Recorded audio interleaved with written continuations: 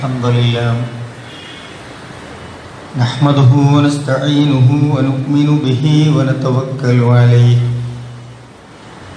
ونعوذ بالله من شرور أنفسنا ومن سيئات أعمالنا من يهده الله فلا مضل له ومن يضلل فلا هادي له وأشهد أن لا إله إلا الله وحده لا شريك له وأشهد أن محمدا عبده ورسوله أرسله بالهدى ودين الحق ليظهره على الدين كله ولو كره المشركون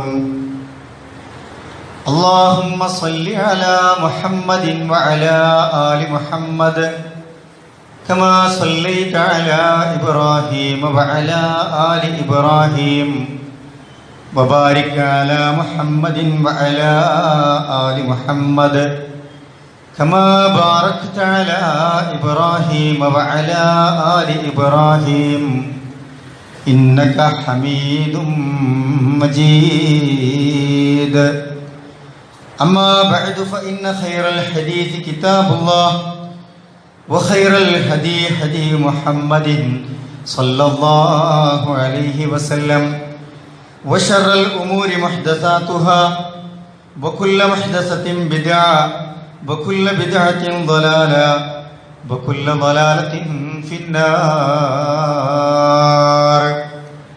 أعوذ بالله من الشيطان الرجيم بسم الله الرحمن الرحيم يا أيها الذين آمنوا اتقوا الله حق تقاته ولا تموتن إلا وأنتم مسلمون بسم الله الرحمن الرحيم يا أيها الناس اتقوا ربكم الذي خلقكم من نفس واحدة وخلق منها زوجها وبث منهما رجالا كثيرا ونساء واتقوا الله الذي تساءلون به والأرحام إن الله كان عليكم رقيبا. ഏറെ പ്രിയം നിറഞ്ഞ മുഅ്മിനീങ്ങളെ മുഅ്മിനാത്തുകളെ, അല്ലാഹു സുബ്ഹാനഹു വ തആലയുടെ നിയമനിർദ്ദേശങ്ങളും കൽപ്പനകളുമൊക്കെ നമ്മുടെ ജീവിതത്തിൻ്റെ ഓരോ സന്ദർഭങ്ങളിലും സൂക്ഷ്മത പാലിച്ച് തഖ്വയുള്ളവരായി ജീവിക്കണമെന്ന് എന്നോടും നിങ്ങളോടുമായി ഓർമ്മപ്പെടുത്തുകയാണ്, വസിയത്ത് ചെയ്യുകയാണ്. ഒരു മുസ്ലിം, ഒരു മുഅ്മിൻ എന്ന നിലക്ക്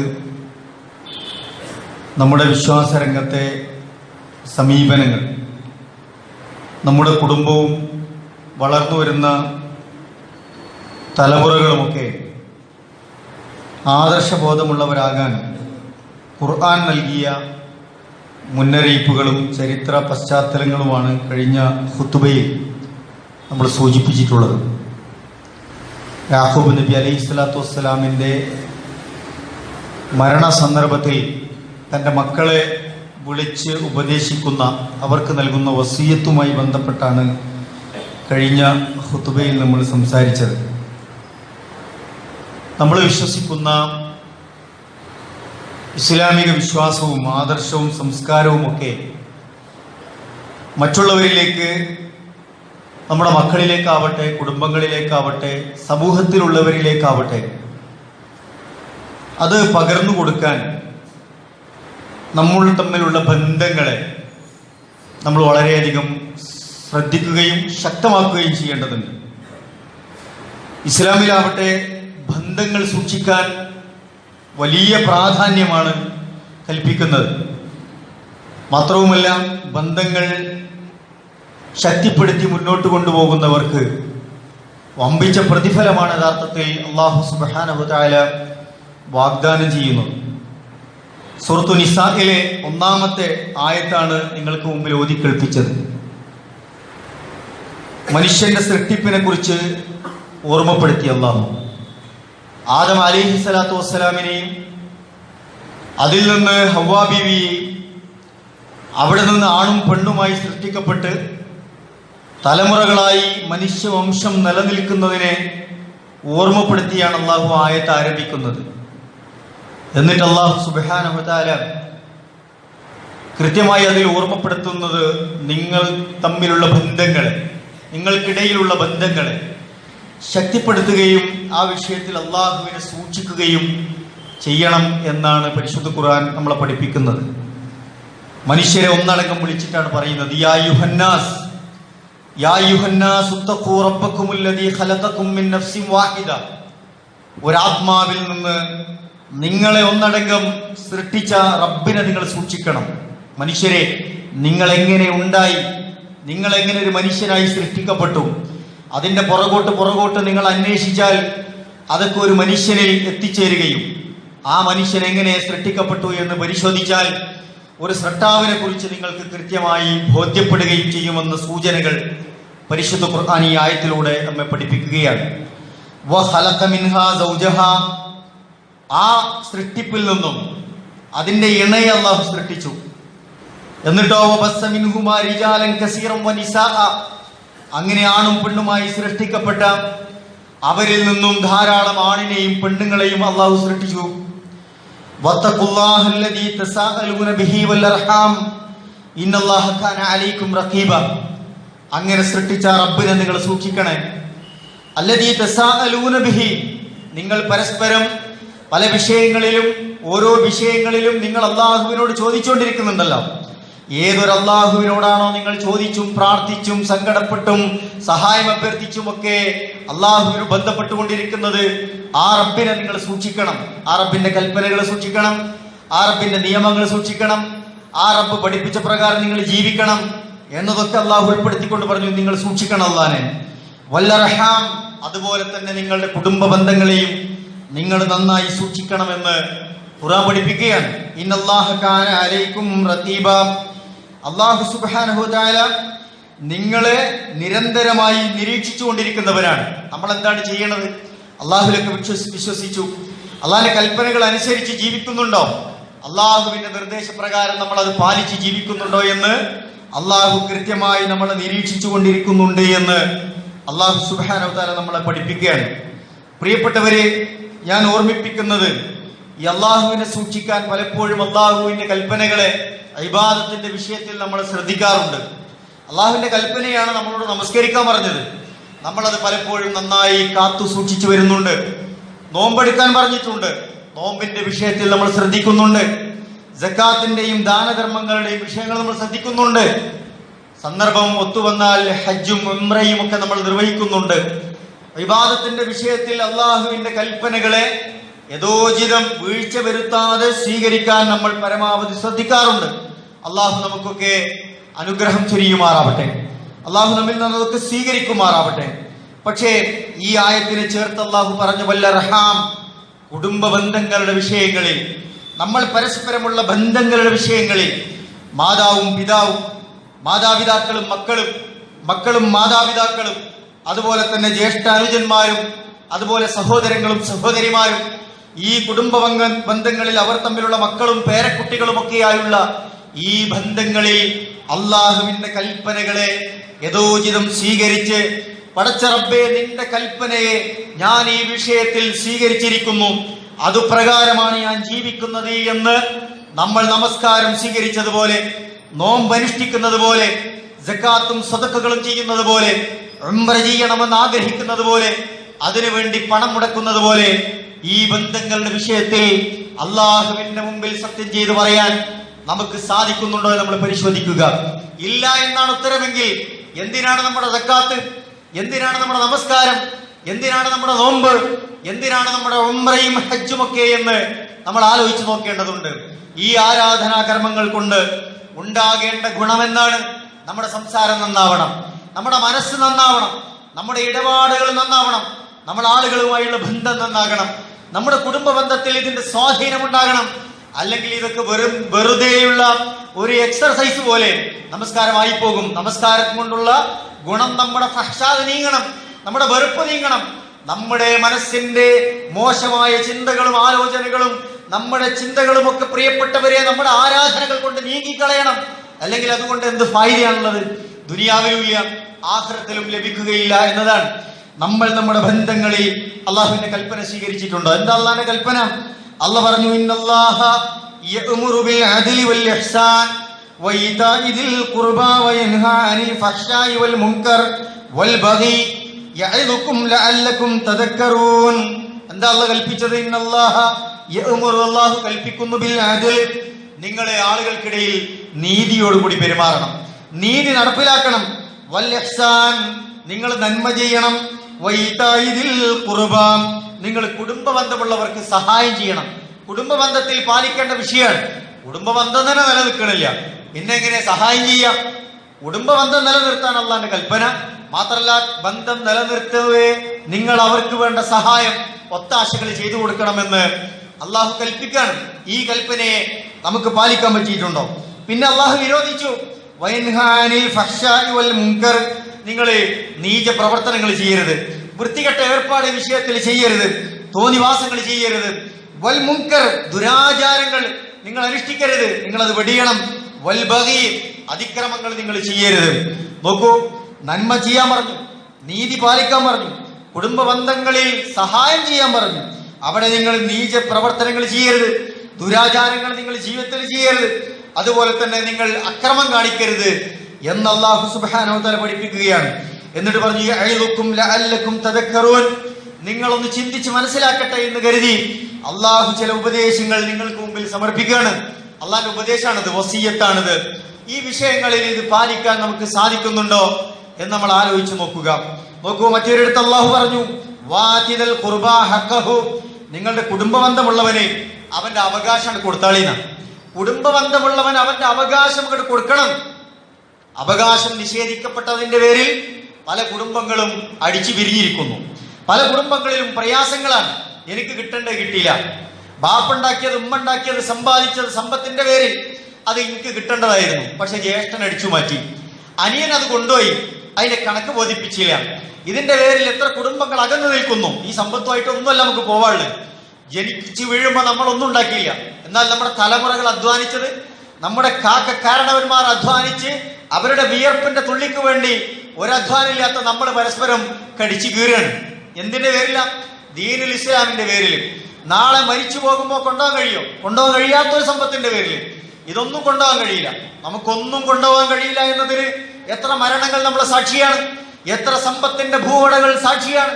മക്കൾ തമ്മിൽ തെറ്റി കരഞ്ഞ് കലങ്ങിയ കണ്ണുകളുമായി കടന്നു പോകേണ്ടി വന്ന എത്ര പിതാക്കന്മാരുണ്ട്, സാക്ഷിയാണ്. എന്താണ് അവർക്ക് കിട്ടിയത്? ഒന്നും കിട്ടിയില്ല. നാളെ ആഖിറത്തിൽ എന്താണ് ഇവർക്ക് കിട്ടുക? പരസ്പരം കടിച്ചു കീറിയതിന്റെ പേരിൽ, കുടുംബ ബന്ധം വിച്ഛേദിച്ചതിന്റെ പേരിൽ നരകത്തിലെ വിറകുകളായി മാറാനാണ് അവരുടെ വിധി.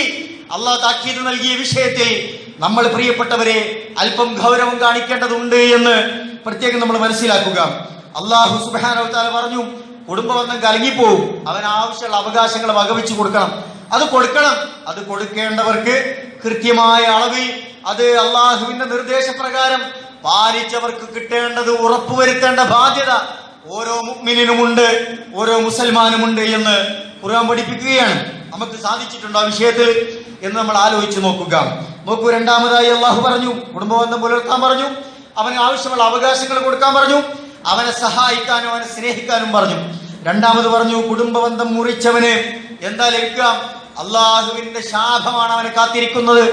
അള്ളാഹു ശപിച്ച വിഭാഗങ്ങളിൽ അവർ പെട്ടുപോകുമെന്ന് അള്ളാഹു സുബ്ഹാനഹു വ തആല പഠിപ്പിക്കുകയാണ്.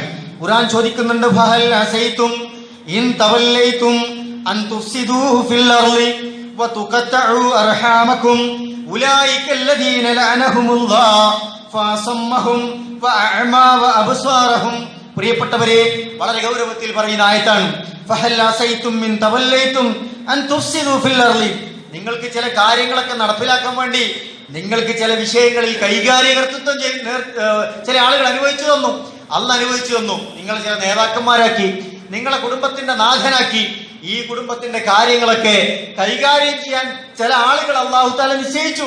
ചിലകൾക്ക് അത് ചെയ്യാനുള്ള അവകാശം കിട്ടി. ചിലരാണതൊക്കെ ചില കുടുംബങ്ങളിലൊക്കെ ചെയ്യാം. ചില ആളുകൾക്ക് ചില മേൽക്കോയ്മകൾ ഉണ്ടാവും. ചില ആളുകളെ ചില അനിയന്മാർ ജ്യേഷ്ഠന്മാർ ചുമതലപ്പെടുത്തും. ജ്യേഷ്ഠന്മാർ അനിയന്മാരെ ചുമതലപ്പെടുത്തും. എന്റെ പ്രിയപ്പെട്ടവരെ, അങ്ങനെ കൈകാര്യം ചെയ്യാൻ ചുമതല ഏൽപ്പിക്കപ്പെട്ട കുടുംബത്തിന്റെ വിഷയം മാത്രമായിക്കൊള്ളുന്നില്ല, പല വിഷയങ്ങളിലും അതുണ്ടാകും. അങ്ങനെ ഏൽപ്പിക്കപ്പെട്ടവർ എന്താ ചെയ്യേണ്ടത്? അള്ളാഹ് ചോദിക്കുകയാണ്, എന്നാൽ നിങ്ങൾ കൈകാര്യ കർത്തൃത്വം ഏറ്റെടുക്കുകയാണെങ്കിൽ നിങ്ങൾ എന്ത് ചെയ്യരുത്? തുഫ്സിദു ഫിൽ അർളി, ഭൂമിയിൽ അതിന്റെ പേരിൽ കുഴപ്പമുണ്ടാക്കുകയാണ്. ഭൂമിയിൽ അതിന്റെ പേരിൽ നിങ്ങൾ കുഴപ്പമുണ്ടാക്കരുത്. നിങ്ങളെ ചില ഉത്തരവാദിത്വം ഏൽപ്പിച്ചു എന്നുള്ളതിന്റെ പേരിൽ നിങ്ങൾക്കത് ഫസാദ് ഉണ്ടാക്കാനുള്ള ചാൻസ് അല്ല, അതിന്റെ സർട്ടിഫിക്കറ്റ് അല്ല തന്നത്, അതിന്റെ ലൈസൻസ് അല്ല, നിങ്ങൾ കുഴപ്പമുണ്ടാക്കാൻ പാടില്ല. എന്നിട്ട് പറഞ്ഞു, ഈ കുഴപ്പമുണ്ടാക്കുന്നതിന്റെ പേരിൽ പിന്നെ എന്തൊക്കെ ഉണ്ടാവുക? നിങ്ങളുടെ കൈകാര്യം ചെയ്യുന്നതിന്റെ പേരിൽ പല കുടുംബങ്ങളെയും വെട്ടിമുറിച്ചിരിക്കുന്നു, കുടുംബ ബന്ധങ്ങൾ തകർത്തിരിക്കുന്നു. കുടുംബ ബന്ധങ്ങൾ വെട്ടിമുറിച്ച് ചെയ്യുകയാണോ നിങ്ങൾ ചെയ്യുന്നത് എന്ന് ഖുർആൻ വളരെ ഗൗരവത്തിൽ ചോദിക്കുന്നുണ്ട്. പ്രിയപ്പെട്ടവരെ, ഈ വിഷയത്തിൽ നമുക്ക് വല്ല റോളുണ്ടോ എന്നുള്ളതാണ്. നമ്മുടെ കുടുംബ ബന്ധങ്ങൾ പവിത്രമായി മുന്നോട്ട് കൊണ്ടുപോകാൻ ബാധ്യതപ്പെട്ടവരാണ് നമ്മൾ. നമ്മുടെ കുടുംബ ബന്ധങ്ങൾ കൂട്ടിച്ചേർത്ത് കൂട്ടിയിണക്കി അതിന്റെ കണ്ണികൾ പൊട്ടാതെ അതിൽ വിള്ളലുകൾ ഉണ്ടാകാതെ ക്ഷമയോടെ വിട്ടുവീഴ്ചയോടുകൂടി കൊണ്ടുപോകാൻ ബാധ്യതപ്പെട്ടവരാണ് ഓരോ മുഅ്മിനും, ഓരോ മുഅ്മിനത്തും, ഓരോ മുസ്ലിമും, ഓരോ മുസ്ലിമത്തും. അതിലെവിടെയാണ് വിള്ളൽ ഉണ്ടാകുന്നത്? അതിൽ നമുക്ക് റോൾ ഉണ്ടോ എന്നുള്ളതാണ്. റോൾ ഉണ്ടെങ്കിൽ അള്ളാഹുവിന്റെ ശാപമാണ് നമ്മൾ പേറിക്കൊണ്ടിരിക്കുന്നത് എന്ന് ഖുർആൻ പഠിപ്പിക്കുന്നത്. ഉലൈകല്ലദീന ലഅനഹുമുല്ലാഹ്, അള്ളാഹു അവരെ ശപിച്ചിരിക്കുന്നു എന്നതാണ്. അള്ളാഹുവിന്റെ ശാപം കിട്ടിയ ആളുകളാണവർ. മാത്രമല്ല ഫഅസമ്മഹും വഅഅമാ അബ്സാറഹും, അവരുടെ കാതിക്കൊന്നും കേറൂല, ഒന്നും കേൾക്കാൻ കഴിയില്ല അവർക്ക്.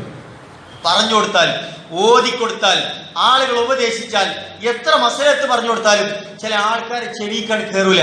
മാത്രമല്ല ഖുർആൻ പറഞ്ഞു വഅഅമാ അബ്സാറഹും, അവരുടെ കണ്ണുകൾക്ക് അന്ധത വരുത്തുകയും ചെയ്തിരിക്കുന്നു. അതങ്ങട്ട് കട്ടിയായിട്ട് അള്ളാഹുവിന്റെ ശാപം വന്നു കഴിഞ്ഞാൽ പിന്നെ അത് തിരുത്താൻ വലിയ പാടാണ്. അവന്റെ കാതിലേക്ക് പിന്നെ ഒന്നും കയറൂല, പറഞ്ഞു കൊടുത്താൽ കയറൂല. നിന്റെ അടുത്ത് ന്യായമുണ്ടോ? നിന്റെ അടുത്ത് ഇന്ന കാര്യങ്ങളിൽ നീ ഇടപെട്ട് ശരിയായില്ല, പറഞ്ഞു കൊടുത്താൽ അവൻ തർക്കുത്തരം പറയും, ന്യായീകരിക്കാൻ ശ്രമിക്കും, ഒന്നും ആണ് കയറൂല. മാത്രമല്ല അവന്റെ കണ്ണുകൾക്ക് അന്ധത വരുത്തുകയും ചെയ്തിരിക്കുന്നു. ഓന് പിന്നെ ഒന്നും കാണൂല, കാണേണ്ട കാഴ്ചകളൊന്നും കാണൂല, ഒന്നും അവന് മനസ്സിലാവൂല എന്ന് ഖുർആൻ പഠിപ്പിക്കുകയാണ്. ഈ ആയത്ത് പറഞ്ഞിട്ടാണ് അള്ളാഹ് ചോദിക്കുന്ന ഒരു ചോദ്യമുണ്ട്. ഖുർആന്റെ പഠനവും പ്രാധാന്യമൊക്കെ പറയുമ്പോൾ പലരും ഉദ്ധരിക്കാറുള്ള ആയത്താണ്. യഥാർത്ഥത്തിൽ ഈ വിഷയം സൂചിപ്പിച്ചിട്ടാണ് ഖുർആൻ അവിടെ ചോദിക്കുന്നത്, അഫലാ യതദബ്ബറൂനൽ ഖുർആൻ അം അലാ ഖുലൂബിൻ അഖ്ഫാലുഹാ അഫലാ യതദബ്ബറൂനൽ ഖുർആൻ. ഈ ഖുർആന്റെ ഉള്ളടക്കം നിങ്ങൾ ചിന്തിച്ച് മനസ്സിലാക്കണില്ലേ? ഖുർആന്റെ ആയത്തൊന്നും നിങ്ങൾക്ക് സ്വാധീനിക്കണില്ലേ? ഖുർആൻ ഇതൊക്കെ പറഞ്ഞിട്ട് നിങ്ങളൊന്നും മനസ്സിലാക്കണില്ലേ? അം അലാ ഖുലൂബിൻ അഖ്ഫാലുഹാ, ഇതിന്റെ മുകളിലെ ആയത്തിൽ കാതിനെ കുറിച്ചാ പറഞ്ഞത്, പിന്നെ കണ്ണിന്റെ കാഴ്ചയെ കുറിച്ചാ പറഞ്ഞത്. ഇവിടെ ചോദിക്കാണ്, നിങ്ങളുടെ ഹൃദയമൊക്കെ താഴിട്ട് പൂട്ടിയിരിക്കുകയാണോ? ഒക്കെ പൂട്ടി വെച്ചിരിക്കുകയാണോ? ഒന്നും നിങ്ങളുടെ മനസ്സിലേക്ക് കയറുന്നില്ലേ? നന്നാകണം എന്നുള്ള ചിന്തല്ലേ? ഇതൊന്ന് കൂട്ടിച്ചേർക്കണം എന്നുള്ള ബോധല്ലേ? ഇനിയും ഇതിന്റെ കലഹങ്ങളും കശവിശകളുമായി ഇവിടെ ജീവിച്ച് തീർത്തു പോകാമെന്നാണോ നിങ്ങൾ വിചാരിക്കുന്നത്? ഇങ്ങനെ വെട്ടിമുറിച്ച് കുടുംബ ബന്ധങ്ങളിൽ വിള്ളൽ വീട്ടി നാളെ റബ്ബിന്റെ മുമ്പിൽ ന്യായം പറഞ്ഞ് നിങ്ങൾക്ക് രക്ഷപ്പെടാമെന്നാണോ നിങ്ങൾ ചിന്തിക്കുന്നത്? ഖുർആനിന്റെ ആയത്ത് വളരെ ഗൗരവമുണ്ട് പ്രിയപ്പെട്ടവരെ. നോക്കൂ, നമ്മുടെ മഹല്ലുകളിലാവട്ടെ, നമ്മുടെ കുടുംബങ്ങളിലാവട്ടെ, പലപ്പോഴും കുടുംബ ബന്ധങ്ങളെ കൂട്ടിച്ചേർക്കാൻ ശ്രമിക്കുന്നതിന് പകരം ചെറിയ ചെറിയ കാര്യങ്ങളെ ഊതി വീർപ്പിച്ച് പലപ്പോഴും കുടുംബ ബന്ധങ്ങളിൽ കലഹങ്ങൾ ഉണ്ടാകുന്നു. ബാപ്പയും മക്കളും തമ്മിൽ തെറ്റി നിൽക്കുന്നു, മക്കളും ബാപ്പയും തമ്മിൽ തെറ്റി നിൽക്കുന്നു, ബാപ്പയും ഉമ്മയും തമ്മിൽ തെറ്റി നിൽക്കുന്നു, മക്കളും മാതാപിതാക്കളും തമ്മിൽ തെറ്റി നിൽക്കുന്നു, മാതാപിതാക്കളും മക്കളും തമ്മിൽ പണങ്ങി നിൽക്കുന്നു. കുടുംബങ്ങളിൽ ജ്യേഷ്ഠന്മാർ അനിയന്മാരെ തിരിഞ്ഞു നോക്കണില്ല, അനിയൻ ജ്യേഷ്ഠന്റെ വീട്ടിലേക്ക് പോകുന്നില്ല, സൽക്കാരങ്ങളിൽ പങ്കെടുക്കുന്നില്ല, വിശേഷ ദിവസങ്ങളിൽ അകന്നു നിൽക്കുകയാണ്. എന്താ കാരണം? നിസ്സാരമാണ് കാരണം. അള്ളാഹ്ക്ക് ഇഷ്ടമുള്ള കാരണങ്ങളല്ല, വ്യക്തിപരമായ കാരണങ്ങളാണ്. ചിലപ്പോൾ ചില കശപിശകളാണ്, ഒന്നിരുന്നാൽ തീരാവുന്ന വിഷയങ്ങളായിരിക്കും. പക്ഷേ പലപ്പോഴും ഊതി വീർപ്പിക്കാൻ ആളുകൾ ഉണ്ടാവും, കുടുംബങ്ങളിൽ തന്നെ ഉണ്ടാവും, നാട്ടിലുണ്ടാകും. ഇവർ ഊതി വീർപ്പിച്ച് ഇതിൽ നിന്ന് മുതലെടുപ്പ് നടത്തും. നമ്മുടെ കുടുംബത്തിന്റെ കലഹങ്ങൾ ഊതി വീർപ്പിച്ച് മറ്റുള്ളവർ തടിച്ചു വീർക്കുന്ന സാഹചര്യങ്ങൾ ഉണ്ടാകുന്നു. മറ്റുള്ളവർ അതൊക്കെ പറഞ്ഞ് പ്രചരിപ്പിക്കാനും നമ്മുടെ തറവാട്ടിലും നമ്മുടെ കുടുംബങ്ങളിലുമുള്ള പോരായ്മകൾ ഊതി വീർപ്പിച്ച് മറ്റുള്ളവൻ നമ്മളോടുള്ള ശത്രുത തീർക്കുന്നു. ഇതിന് ആരാണ് അവസരം ഉണ്ടാക്കുന്നത്? മറ്റുള്ളവരാണോ ഉത്തരവാദികൾ? നമ്മുടെ കുടുംബങ്ങളിൽപ്പെട്ടവർ ഇതിന് ഉത്തരവാദികളാണ് എങ്കിൽ അള്ളാഹുവിന്റെ ശാപം വന്നുകൊണ്ടിരിക്കുന്നു എന്ന് നമ്മൾ ഭയപ്പെടണം. പ്രിയപ്പെട്ടവരെ, നോക്കൂ, ബന്ധം ചേർക്കുന്നവരെ അള്ളാഹു പുകഴ്ത്തി പറഞ്ഞ എത്ര വചനങ്ങൾ ഖുർആനിലുണ്ട്, എത്ര വചനങ്ങൾ റസൂലുള്ളാഹി സ്വല്ലല്ലാഹു അലൈഹി വസല്ലം തങ്ങളുടേതുണ്ട്. അള്ളാഹുവിനോടുള്ള ബാധ്യത നിറവേറ്റുന്നവരെ കുറിച്ച്, അള്ളാഹുവിനോടുള്ള ബാധ്യത നമ്മൾ പറഞ്ഞല്ലോ, കരാറാവട്ടെ, നിസ്കാരാവട്ടെ, മറ്റുള്ള കാര്യങ്ങളാവട്ടെ, അള്ളാഹുവിനോടുള്ള ബാധ്യത നിറവേറ്റുന്നവരെ കുറിച്ച് ഖുർആൻ പറഞ്ഞു. കരാർ ലംഘിക്കാതിരിക്കുന്നവരെ കുറിച്ച് ഖുർആൻ പുകഴ്ത്തി പറഞ്ഞു. അവരുടെ ക്വാളിറ്റിയായിട്ട്, പ്രത്യേകതയായിട്ട് ഖുർആൻ ചേർത്ത് പറഞ്ഞ വിഷയം എന്താണ്? വല്ലദീന യസിലൂന മാ അമറല്ലാഹ്, വല്ലദീന യസിലൂന മാ അമറല്ലാഹു ബിഹി അയ്യൂസല. അല്ലാഹ് കൂട്ടിച്ചേർക്കാൻ പറഞ്ഞത് കൂട്ടി ഇണക്കിക്കൊണ്ടിരിക്കുന്നവർ. അല്ലാഹ് കൂട്ടിച്ചേർക്കാൻ പറഞ്ഞതാണ്. അള്ളാഹുവിന്റെ തീരുമാനപ്രകാരമാണ് ഇന്ന കുടുംബത്തിൽപ്പെട്ട ഒരാളെ ഞാൻ വിവാഹം കഴിച്ചത്, ഞാൻ അവർക്ക് ഇണയായത്, എന്റെ മാതാപിതാക്കൾക്ക് ഞാൻ പറന്നു വീണത്, അതിലുള്ള മക്കൾ ഉണ്ടാകുന്നത്, തലമുറകൾ ഉണ്ടാകുന്നത്, ഇതൊക്കെ നല്ലവർക്ക് കൊണ്ടുപോകണമെന്ന് അള്ളാഹുവിന്റെ കൽപ്പനയാണ്. അങ്ങനെ കൂട്ടിച്ചേർക്കാൻ പറഞ്ഞ് അത് കൂട്ടി ഇണക്കിയ ആളുകളുണ്ട്. വയഖ്ശൗന റബ്ബഹും. എന്താ അവർക്ക് അതിന് പ്രചോദനമാണത്? ഇവിടെ ആൾക്കാരെന്തെങ്കിലും പറയോ? ആൾക്കാരുടെ പ്രശ്നമോന്ന് വിചാരിച്ചിട്ടല്ല. വയഖ്ശൗന റബ്ബഹും. അവർക്ക് അവരുടെ റബ്ബിനെ പേടിയുണ്ട്. അള്ളാഹിനോടാണ് അവരുടെ വിധേയത്വം. അള്ളാഹിനെ പേടിയുള്ളവരുടെ കാര്യമാണ് പറയുന്നത്, ഈമാനുള്ളവരുടെ കാര്യമാണ് പറയുന്നത്. ഈമാൻ പൂർത്തീകരിക്കപ്പെടാനുള്ള ഒരു വിഷയമാണ് സൂചിപ്പിക്കുന്നത്. ഈമാനോടും തൗബയോടും കൂടി ഈ ലോകത്ത് നിന്ന് വിട പറഞ്ഞു പോകുമ്പോ നാളെ സ്വർഗത്തിലേക്ക് പ്രവേശിപ്പിക്കപ്പെടാൻ കാരണമാകുന്ന ഒരു വിഷയമാണ് സൂചിപ്പിക്കുന്നത്. നമ്മൾക്ക് ഇതിൽ എന്തെങ്കിലും റോൾ ഉണ്ടോ എന്ന് പ്രിയപ്പെട്ടവരെ നമ്മൾ ആലോചിച്ച് നോക്കുക. തീർന്നില്ല, ആയത്ത് പറഞ്ഞു വയഖാഫൂന സൂഅൽ ഹിസാബ്. നാളെ അള്ളാഹുവിന്റെ കോടതിയിൽ നടക്കുന്ന കടുത്ത വിചാരണയെ കുറിച്ച് അവർക്ക് പേടിക്കുന്നതാണ്. കടുത്ത വിചാരണ. ഇവിടെ ചിലപ്പോൾ നമ്മളെ മിടുക്കൊണ്ട് രക്ഷപ്പെടും. നമ്മുടെ നാവിന്റെ മൂർച്ച കൊണ്ടും നാവിന്റെ മിടുക്കൊണ്ട് നമ്മൾ ചിലപ്പോ മറ്റവനെ മോശമാക്കി പറഞ്ഞ് നമ്മുടെ മിടുക്ക് തെളിയിക്കും. പക്ഷേ ഇതൊന്നും നടക്കാത്തൊരു സ്ഥലം വരാനുണ്ട്. അള്ളാഹുവിന്റെ കടുത്ത വിചാരണ നേരിടുന്ന ഒരു ദിവസം വരാനുണ്ട് എന്ന് അവർ ഭയപ്പെടുന്നു. അതുകൊണ്ട് തന്നെ അവരെന്ത് ചെയ്യും? തമ്മിലുള്ള ബന്ധങ്ങളെ ചേർത്ത് നിൽക്കും. സുഹൃത്ത് ബന്ധങ്ങളാവട്ടെ, കുടുംബ ബന്ധങ്ങളാവട്ടെ, ബന്ധങ്ങളൊക്കെ നല്ല നിലക്ക് പോകേണ്ടതാണ്. എന്തിനാണ് നമ്മൾ തെറ്റി നിൽക്കുന്നത് എന്നത് പരസ്പരം നമ്മൾ ആലോചിക്കേണ്ടതുണ്ട്. ആരാണ് നമ്മളെ തെറ്റിച്ചുകൊണ്ടിരിക്കുന്നത് എന്നും നമ്മൾ ആലോചിച്ച് നോക്കേണ്ടതുണ്ട്. പരസ്പരം മറ്റുള്ളവന്റെ എന്തെങ്കിലും വിഷയങ്ങളായിരിക്കും, പക്ഷെ അവന് വേണ്ടി നമ്മൾ ഇവിടെ പരസ്പരം തമ്മിൽ ചേരിതിരിഞ്ഞ് തമ്മിൽ തല്ലുന്ന കാഴ്ച എത്ര ദയനീയാണ്. മനസ്സ് വിശാലമാക്കേണ്ടതുണ്ട്. ഓരോരുത്തരുടെ കാഴ്ചപ്പാടുണ്ടാവും, ഓരോരുത്തരുടെയും ബോധ്യങ്ങൾ ഉണ്ടാവും. പക്ഷെ ഇതൊന്നും ദീനിന് വിരുദ്ധമാകുന്നില്ല എന്ന് ഉറപ്പുവരുത്തിയാൽ മതി. ബന്ധങ്ങളുടെ വിഷയത്തിൽ, കുടുംബങ്ങളുടെ വിഷയത്തിൽ പ്രിയപ്പെട്ടവരെ നമ്മളിത് നന്നായി ഉറപ്പുവരുത്തേണ്ടതുണ്ട് എന്നാണ് ഓർമ്മപ്പെടുത്താനുള്ളത്. നോക്കൂ, റസൂൽ പറഞ്ഞു, റസൂലുള്ളാഹി സ്വല്ലല്ലാഹി അലൈഹി വസല്ലം പഠിപ്പിച്ചു, മൻ കാന യുഅ്മിനു ബില്ലാഹി വൽ യൗമിൽ ആഖിർ, മൻ കാന യുഅ്മിനു ബില്ലാഹി വൽ യൗമിൽ ആഖിർ. ഒരാളുടെ ഈമാനെ പറ്റിയാ പറഞ്ഞത്. ആരാണ് അല്ലാഹുവിൽ വിശ്വസിക്കുന്നത്? വൽ യൗമിൽ ആഖിർ, നാളെ പരലോകത്ത് അന്ത്യദിനത്തിൽ ആരാണ് വിശ്വസിക്കുന്നത്? അവരോട് പറഞ്ഞു 3 കാര്യങ്ങൾ പറഞ്ഞു. ഫൽയുക്രിം ലൈഫഹു, അവന്റെ വീട്ടിലേക്ക് അതിഥിയായിട്ട് ആരെങ്കിലും വരുന്നുണ്ടെങ്കിൽ അവനെ മാന്യമായി സൽക്കരിച്ചു വിടണം. അവന്റെ കഴിവിന്റെ പരമാവധി അവനോട് ആതിഥേയ മര്യാദ കാണിച്ച് അവനെ നന്നായി പെരുമാറി അവനോട് നല്ല നിലയിൽ സഹവസിച്ച് അവനെ ആദരിക്കണമെന്ന് റസൂൽ പഠിപ്പിച്ചു സല്ലല്ലാഹു അലൈഹി വസല്ലം. ശേഷം പറഞ്ഞു, മൻ കാന യുഅ്മിനു ബില്ലാഹി വൽ യൗമിൽ ആഖിർ, ആരെങ്കിലും അന്ത്യനാളില് അള്ളാഹുവില് വിശ്വസിക്കുന്നുണ്ടോ അവൻ ഫൽയസിൽ റഹിമഹു, അവനവന്റെ കുടുംബ ബന്ധങ്ങളെ ചേർത്ത് കൊള്ളട്ടെ എന്നാണ്. അപ്പൊ കുടുംബ ബന്ധം ചേർക്കുന്നവനെ സംബന്ധിച്ചിടത്തോളം മനസ്സിലാക്കേണ്ടത് അവന് ഈമാൻ എന്നാണ്. അള്ളാഹുവിന്റെ വിശ്വാസം അവൻ ഉറപ്പിച്ചു കഴിഞ്ഞു എന്നാണ്. മാത്രല്ല, ആഖിറം വരാനുണ്ട്, അന്ത്യനാൾ വരാനുണ്ട്, അതിനുശേഷം വിചാരണ നടക്കാനുണ്ട്, സ്വർഗ നരകങ്ങൾ വരാനുണ്ട് എന്ന് ബോധ്യമുള്ളതുകൊണ്ടാണ് അവരോട് പറഞ്ഞു ഫൽയസിൽ റഹിമ, കുടുംബ ബന്ധം ചേർക്കണേ എന്ന് പറഞ്ഞു. വമൻ കാന യുഅ്മിനു ബില്ലാഹി വൽ യൗമിൽ ആഖിർ, ശേഷം പറഞ്ഞു ഫൽയഖുൽ ഖൈറ ഔ ലിയസ്മുത്ത്, പറയാനൊന്നുമില്ല, നല്ല ഒന്നും പറയാനില്ലേ, മുണ്ടാതെ അവിടെ ഇരുന്നാൽ മതി എന്നാണ്. എന്തെങ്കിലും ഉണ്ടാക്കി പറയണം, കൂട്ടിച്ചേർത്ത് പറയണം, ഇല്ലാത്തത് പറയണം, ഉള്ളവന് ഉള്ളത് തന്നെ, അവനില്ലാത്ത സമയത്ത് മറ്റുള്ളവരോട് പറയണം. ഒന്നും പറയണ്ട, അവനാൻ ഉപകാരമുള്ള ഒന്നും പറയാനില്ലേ, മുണ്ടാതിരിക്കാൻ പറഞ്ഞു. ദിക്റും സ്വലാത്തും തന്നെ ചൊല്ലാൻ ഇഷ്ടം പോലെ സമയമുണ്ട് നമുക്ക്. പക്ഷെ നമ്മൾ ഫുൾ ടൈം ആളുകളുടെ പോരായ്മകൾ അന്വേഷിക്കുന്ന തിരക്കിലാണ്. ഈ കുടുംബത്തിൽ നിന്ന് മറ്റോ കുടുംബത്തിന്റെ പോരായ്മ അന്വേഷിക്കുന്ന തിരക്കിലാണ്. അവനത് ചെയ്തില്ല, ഇവന് ചെയ്തില്ല. നമ്മുടെ കുടുംബം തെറ്റി നിൽക്കുന്നതിന് നമ്മൾ ന്യായം കണ്ടെത്തുന്നത് മറ്റവന്റെ കുടുംബം തെറ്റിയണല്ലോ, അതിനേക്കാളും വലിയതൊന്നും ഇവിടെ ഇല്ലല്ലോ എന്ന് ന്യായം കണ്ടെത്താൻ. അവൻ നരകത്തിലാണ് പോകാൻ തയ്യാറുള്ളത് എങ്കിൽ നമ്മൾ അവൻ പോകുന്ന നരകത്തിലേക്ക് പോകാൻ തയ്യാറെടുക്കുമോ? അതാണ് ചോദ്യം. അള്ളാഹ് പറഞ്ഞത് നമ്മുടെ ആഖിറം റെഡിയാക്കിയോളിന്നാണ്. നമ്മുടെ ആഖിറം റെഡിയാക്കണമെങ്കിൽ അള്ളാഹുവിൽ വിശ്വസിക്കുന്ന മുഅ്മിനുകളെ, മുസ്ലിമീങ്ങളെ, പ്രിയപ്പെട്ടവരെ, നമ്മുടെ കുടുംബ ബന്ധത്തിന്റെ വിഷയത്തിൽ നമസ്കാരത്തിൽ ശ്രദ്ധിക്കുന്നത് പോലെ, നോമ്പിന്റെ വിഷയത്തിൽ ശ്രദ്ധിക്കുന്നത് പോലെ, സകാത്തും സദഖയും ശ്രദ്ധിക്കുന്നത് പോലെ, ഹജ്ജും ഉംറയും ശ്രദ്ധിക്കുന്നത് പോലെ വളരെ ഗൗരവത്തിൽ സൂക്ഷിക്കേണ്ട വിഷയമാണ് നമ്മുടെ കുടുംബജീവിതം എന്നത് നമ്മൾ മനസ്സിലാക്കണം. അല്ലാതെ നമ്മൾ എത്ര ഇബാദത്ത് എടുത്തിട്ടും അള്ളാഹുവിന്റെ അടുക്കൽ രക്ഷപ്പെടുമോ എന്ന് നമ്മൾ ആലോചിക്കേണ്ടതുണ്ട്. പ്രിയപ്പെട്ടവരെ, നോക്കൂ, അള്ളാഹുമായിട്ടുള്ള ബന്ധം എന്ന് പറഞ്ഞാൽ എന്താണ്? ആരായിട്ട് അള്ളാഹ് ബന്ധം ചേർക്കുക? നമ്മൾ നിസ്കരിക്കണ്ടല്ലോ, ഇത് അള്ളാഹിന്റെ അടുത്തേക്ക് എത്തണ്ടേ? അള്ളാഹായിട്ടുള്ള ബന്ധം മുറിയാതെ അതൊക്കെ അങ്ങോട്ട് എത്തും. അള്ളാഹ് സ്വീകരിക്കേണ്ടതൊക്കെ. അള്ളാഹു ബന്ധം ഉറപ്പിച്ച ആളുകൾ ആരാണ്? അള്ളാഹു നമ്മളെ ശ്രദ്ധിക്കുന്നുണ്ട് എന്നെങ്ങനെ മനസ്സിലാകുക?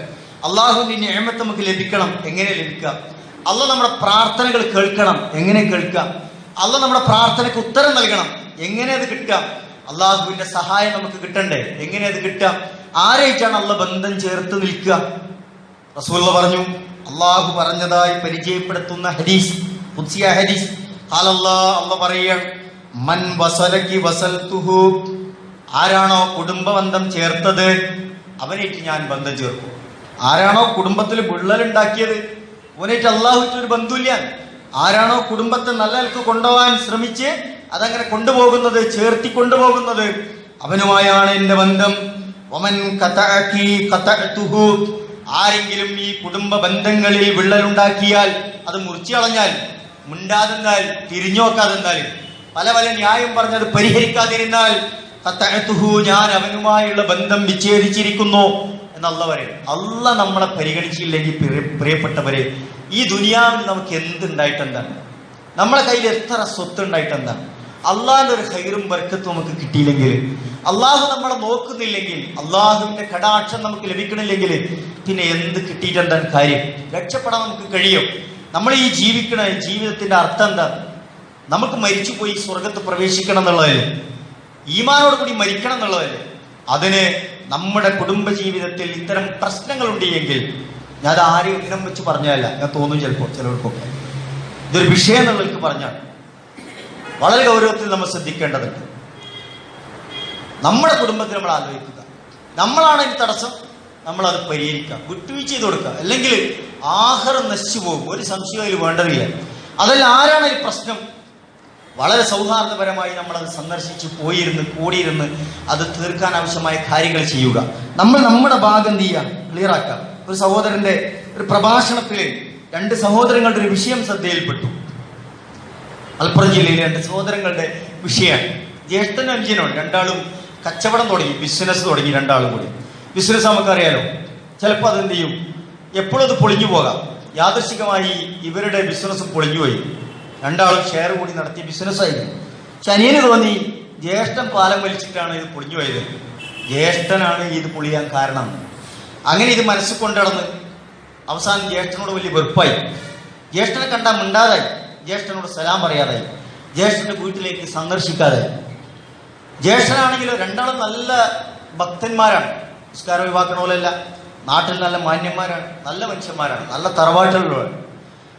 ജ്യേഷ്ഠൻ മനസ്സിലായി ഇങ്ങനൊരു പ്രശ്നമുണ്ട്. ജ്യേഷ്ഠൻ അറിയാം ഞാൻ നിരപരാധിയാണ്. ജ്യേഷ്ഠന് ഓനും ഉണ്ടായില്ലെങ്കിൽ ഓനെ പണിക്ക് പോട്ടെ എന്ന് വിചാരിച്ചോ? ഇല്ല, ആ നല്ല മനുഷ്യൻ ഇവനെ കാണുമ്പോൾ സലാം പറയും.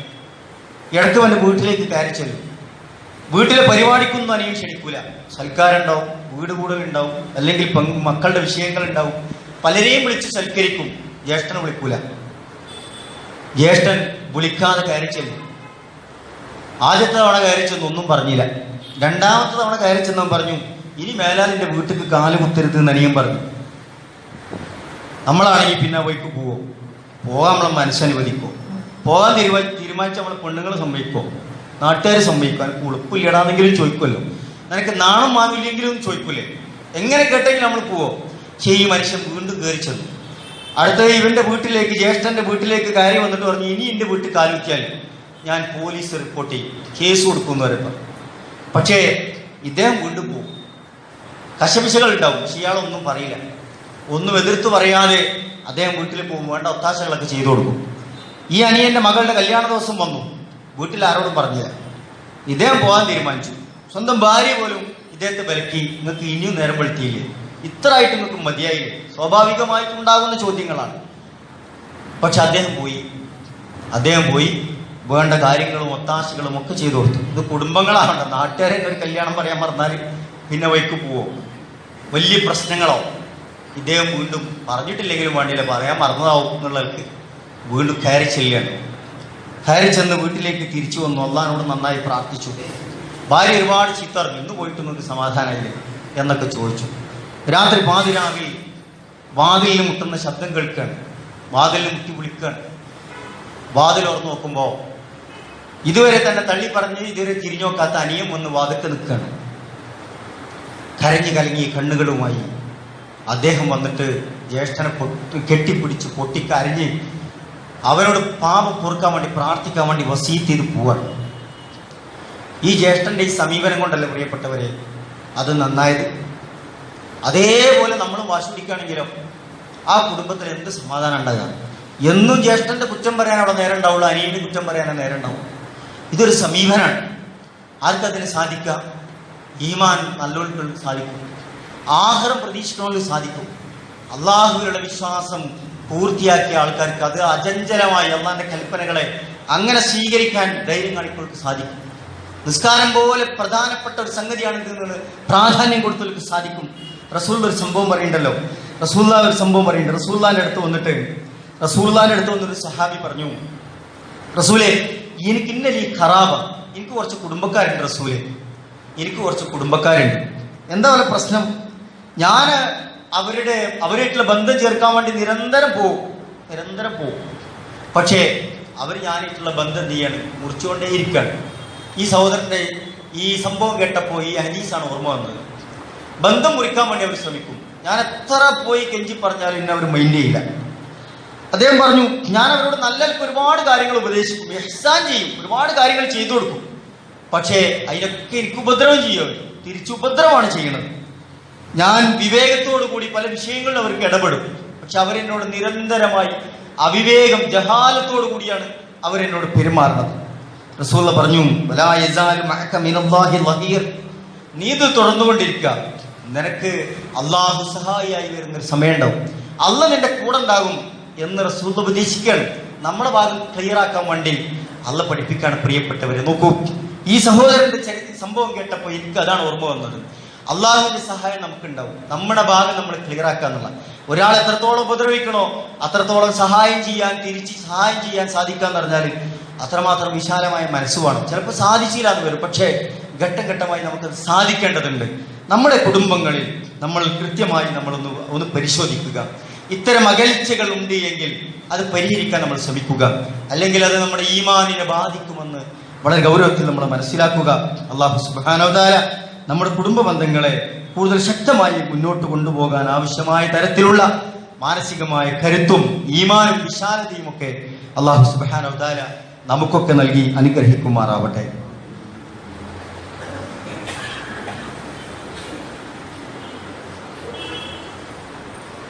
അൽഹംദുലില്ലാഹ് വസ്സലാത്തു വസ്സലാമു അലാ റസൂലില്ലാഹ് വഅലാ ആലിഹി വസ്ഹബിഹി അജ്മഈൻ. അമ്മാ ബഅദ്. സഹോദരങ്ങളെ, നമ്മുടെ കുടുംബജീവിതത്തിലെ ബന്ധങ്ങളെ അത് വിള്ളലുകൾ ഉണ്ടാകാതെ സൂക്ഷിക്കാൻ ഓരോ മുസ്ലിമും ചെറുപ്പ വലിപ്പങ്ങളില്ലാതെ ഓരോ മുസ്ലിമിനും കടുത്ത ബാധ്യതയുണ്ട് എന്നതാണ് ഓർമ്മപ്പെടുത്തിയത്. റസൂലുള്ളാഹി സ്വല്ലല്ലാഹി അലൈഹി വസല്ലം ഒരിക്കൽ പറഞ്ഞു, കുടുംബ ബന്ധം നിലനിർത്തുന്നവർക്കുള്ള റിസൾട്ട് എന്താണ് അവർക്കുള്ള ഫലങ്ങൾ. നമ്മൾ പലപ്പോഴും അല്ലാഹുവോട് പ്രാർത്ഥിക്കും, പടച്ചോനെ ദീർഘായുസ് നൽകണേ, റിസ്ക് മുട്ടാതെ പോണേ, ഇന്നത്തെ ഭക്ഷണം എവിടെയാണെന്ന് അറിയില്ല, ഇന്നത്തെ റിസ്ക്കിന്റെ മക്കളെ ഭക്ഷണം, എൻ്റെ കുടുംബത്തിന്റെ ഭക്ഷണം മുട്ടാതെ പോണേ, അപകട മരണങ്ങളിൽ നിന്ന്, ചീത്ത മരണങ്ങളിൽ നിന്ന് രക്ഷപ്പെടുത്തണേ എന്നൊക്കെ നമ്മൾ അല്ലാഹുവോട് പ്രാർത്ഥിക്കാറുണ്ട്. റസൂൽ പറഞ്ഞു, മൻ സറഹു അൻ യമുദ്ദ ലഹു ഫീ ഉംരിഹി, ആർക്കെങ്കിലും അവന്റെ ആയുസ് നീട്ടിക്കെട്ടണമെന്ന് ആഗ്രഹമുണ്ടോ, ദീർഘായുസ് വേണമെന്ന് ആഗ്രഹമുണ്ടോ, വയുവസ്സിഅ ലഹു ഫീ റിസ്ഖിഹി, അവന്റെ റിസ്ക് വിശാലമാകണം, അത് മുടങ്ങാതെ പോകണമെന്ന് ആഗ്രഹമുണ്ടോ, വയുദ്ഫഅ അൻഹു മൈതത്തു സൂഇ, ചീത്ത മരണത്തിൽ നിന്ന് ഒരാൾക്ക് രക്ഷപ്പെടണം, എന്നിട്ട് റസൂലുള്ള പറഞ്ഞു ഫൽയത്തഖില്ലാഹ്, അവൻ അള്ളാഹനെ സൂക്ഷിക്കട്ടെ, വൽയസിൽ റഹിമഹു, മാത്രമല്ല അവൻ കുടുംബ ബന്ധങ്ങളെ നന്നായി ചേർത്ത് മുന്നോട്ട് പോകട്ടെ എന്ന് ഹബീബുന റസൂലുള്ളാഹി സ്വല്ലല്ലാഹി അലൈഹി വസല്ലം പഠിപ്പിക്കുകയാണ്. ഈ മൂന്നും ഏതാ വേണ്ട നമുക്ക് അഭിപ്രായമുള്ളത്? ദീർഘായുസ് വേണ്ടെന്ന് അഭിപ്രായം ഉണ്ടോ? ഇല്ലല്ലോ. നമ്മൾ പ്രാർത്ഥിക്കുന്ന വിഷയമാണ്. നമ്മുടെ റിസ്ക് ആഴ്ചയിൽ ഒരു ദിവസം മതി നമുക്ക് തോന്നാറുണ്ടാവും.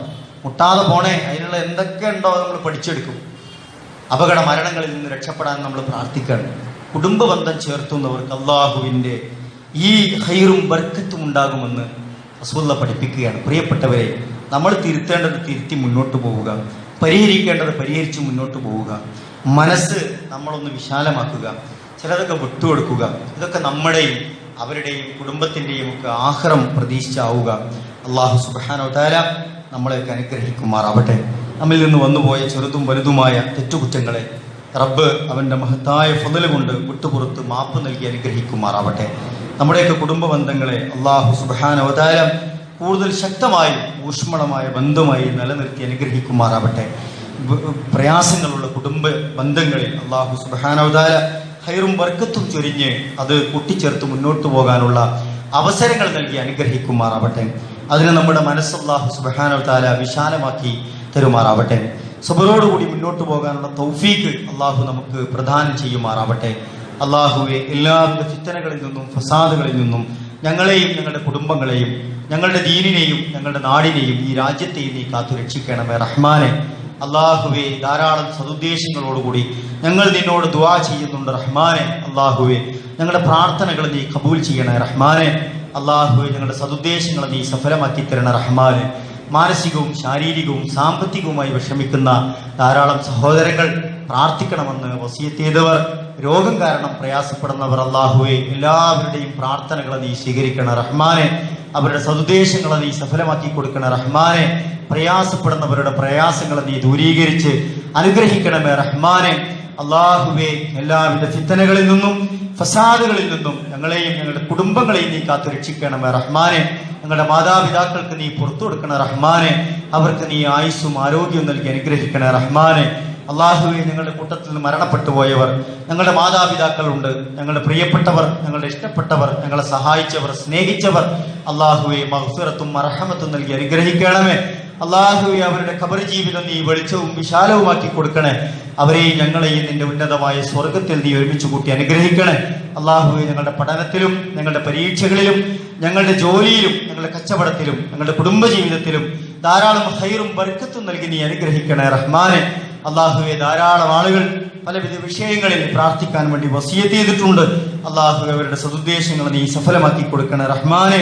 اللهم اغفر للمؤمنين والمؤمنات والمسلمين والمسلمات والأحياء منهم والأموات إنك مجيب الدعوات يا قاضي الحاجات. اللهم أجرنا من النار، اللهم أجرنا من النار، اللهم أجرنا وأجر والدينا من النار. اللهم ادخلنا الجنة مع الأبرار. اللهم ربنا تقبل منا إنك أنت السميع العليم وتب علينا إنك أنت التواب الرحيم. ربنا آتنا في الدنيا حسنة وفي الآخرة حسنة وقنا عذاب النار. آمين آمين برحمتك يا أرحم الراحمين.